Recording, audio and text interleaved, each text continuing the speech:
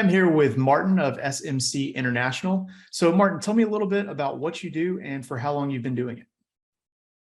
Okay, I'm a business consultant of sorts. I've been doing it since 1996, and it's a combination of old school headhunting, modern day recruitment, and I guess market entry, strategy, development, and execution in emerging markets. That's been the core of the business, but that's increasingly now moved into North America as well, predominantly the US. Awesome. Awesome. So who's the ideal customer for your business? A business that's seriously wanting and ready and financially stable to expand, whether that be the ability to pay for a consultant or for real headhunting services, or whether it be able, once they've hired people, to actually live up to their word and deliver by the new employee as to what their plans are and their strategies are. Okay, awesome. Awesome. So we're kind of getting to the end of COVID now. People have found that they've had to alter the way that they ran their business or implemented new practices within their business. Tell me a little bit about, was there anything that you did differently during the pandemic that is going to be a new staple for you moving forward?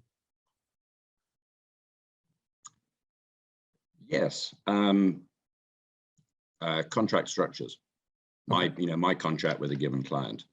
On the headhunting side, there used to be two sort of industry standard approaches. One was agree the fee based on first year, base salary, bonuses, and so on and so forth. And that will be paid in two stages, 50% on commissioning and 50% 30 days or 60 days down the line, irregardless of the outcome.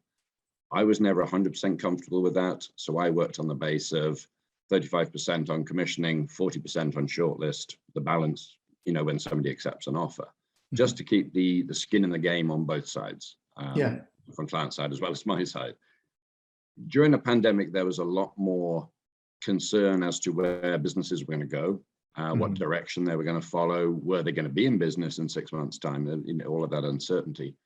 Yet they still needed to hire. So for some longer term clients, I created a new structure from my side, which was a monthly, whether I employed one person or 100 people during that period. It wasn't based on first year base and bonus. It was based purely on cost of my time, with a minimum standard I've been having is a minimum 20 hours a week for 4 weeks, billed every 4 weeks in advance. There is a get out to be negotiated with the client, depending on their industry, depending on what the direction was, so they could break on 90 days notice. It's not something I'd ever done before. It was more of outsourcing talent acquisition rather than pure headhunting, but equally they were getting the headhunting service, and it helped me because I knew that I wasn't putting anything at risk, and the client wasn't putting anything at risk either, because with the economy as it was, if they suddenly owed me, let's say $50,000 on a contract, and the cash flow is getting a bit tight, they would be in a bit of difficulty. So for select clients, we went down that route, and it's worked very well. Been doing that for 2 years now. But the other side, because realistically, I don't think anybody knew how COVID was going to impact us long term, it was more of a case of diversification as well. So I was never functional discipline focused. It was more relationships and understanding the client. Some headhunting firms do just pharmaceuticals, or they just do human resources. They have some kind of specialty. Mine ended up being, by dint of who I knew, being more focused on industrial, having been in fashion and consumer goods. But I decided, let's really open that up, because we don't know which sector is going to survive. So it was diversification. Makes sense. Makes sense. Awesome. So you've obviously had a ton of experience. So it's been said that smart people learn from their mistakes, but wise people learn from the mistakes of others. What are some mistakes you think you've made along the way that maybe other entrepreneurs could learn from and perhaps avoid? Yeah, the biggest mistake I made was, I suppose, back in Britain, we called it a high class problem. My business partner and I, when I was based in London, had a very large, originally South African based consumer goods company that transferred their stock market listing to London, and went on an acquisition spree all over Eastern Europe, buying up businesses, modernizing and operating. we started off with 1 or 2 jobs and ended up at one point with, I think it was 26 or 28 assignments ongoing at any given time at various stages. And when you're a school of 2, which we were at the time, as 2 partners, a receptionist and 1 researcher, you didn't have much time for business development.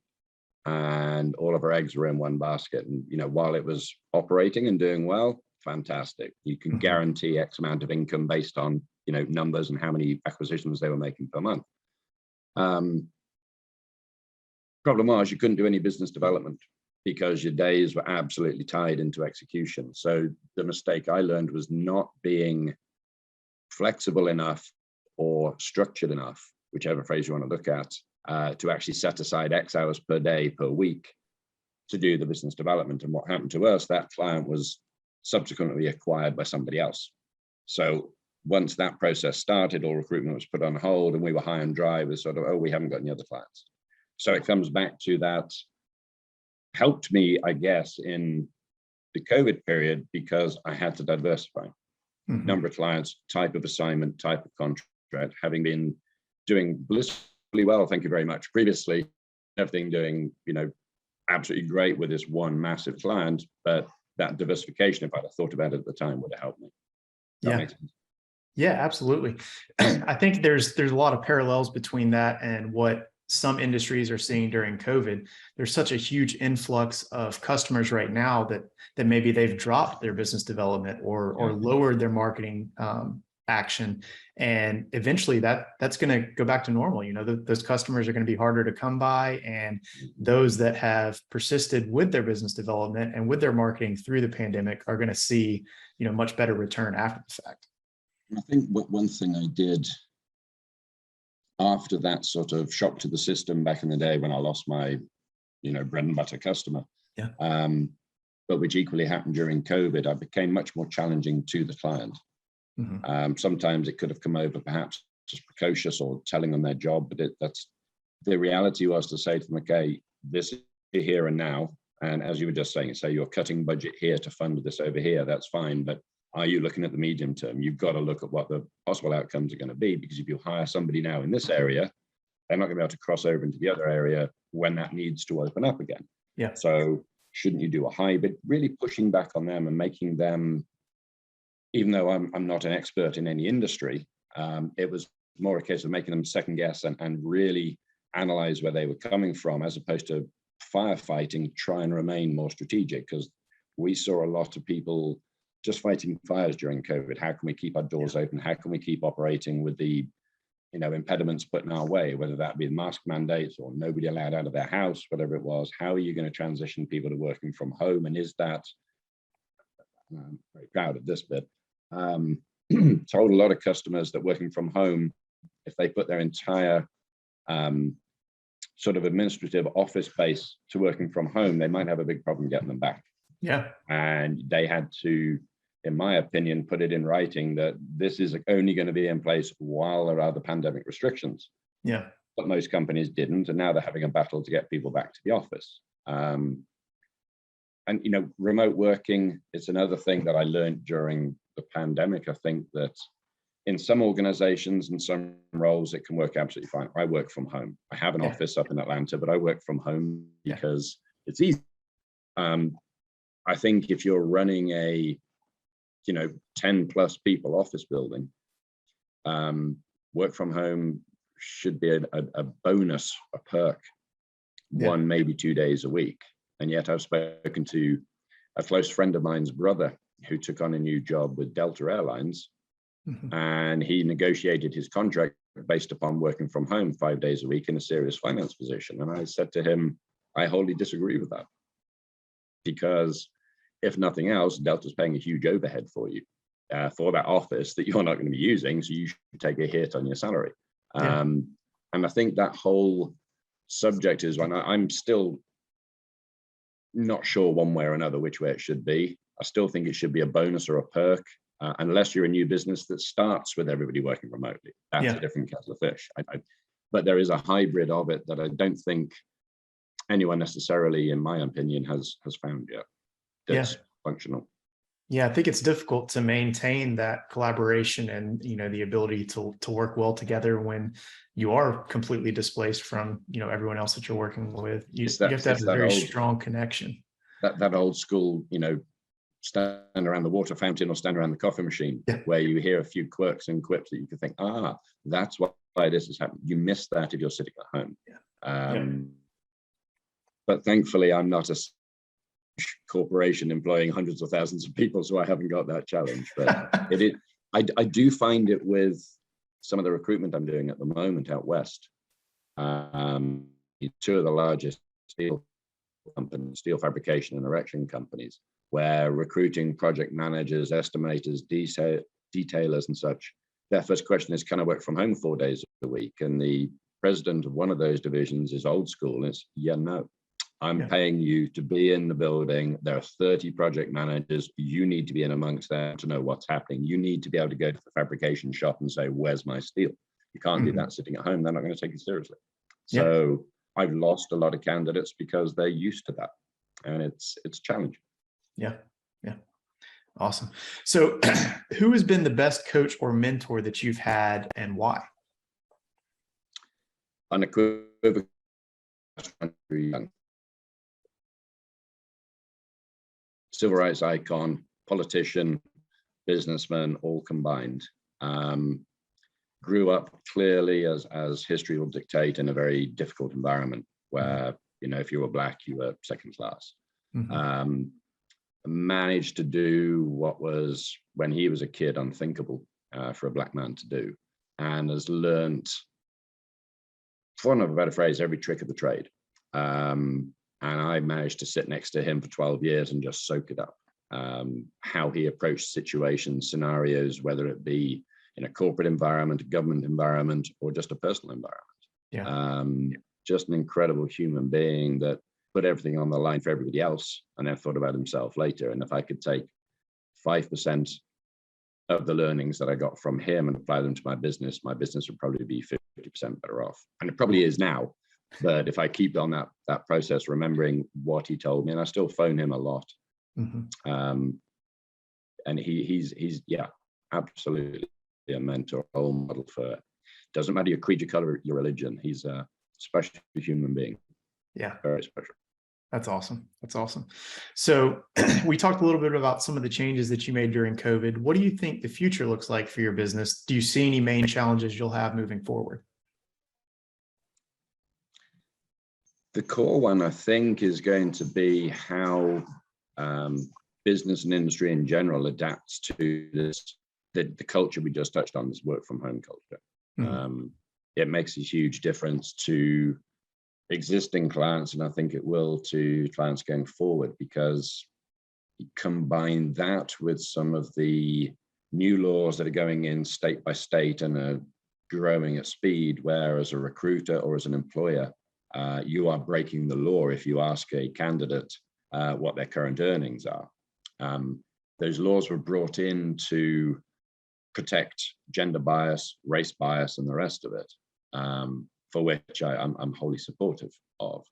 But it does make it very challenging, especially in this work from home environment. You combine those two together. How much is somebody's worth? Because all we can ask them is, what would it take for you to move? And it makes negotiating it very quickly. I've had some people ask for astronomical figures, which doesn't stack up against their resume and their experience. But I've got no basis point other than industry trends from the past to compare it to. Because salary surveys these days are really, really tricky to do, because you can't ask that question. And with that in mind, it's going to make it increasingly difficult how to value somebody's input if they're not going to an office each day, if you can't compare apples with apples because someone's in an office and somebody isn't, and you can't ask them the baseline question. And that's going to be a challenge going forward. I'm not sure how it's going to come out or turn out. I'm sorry.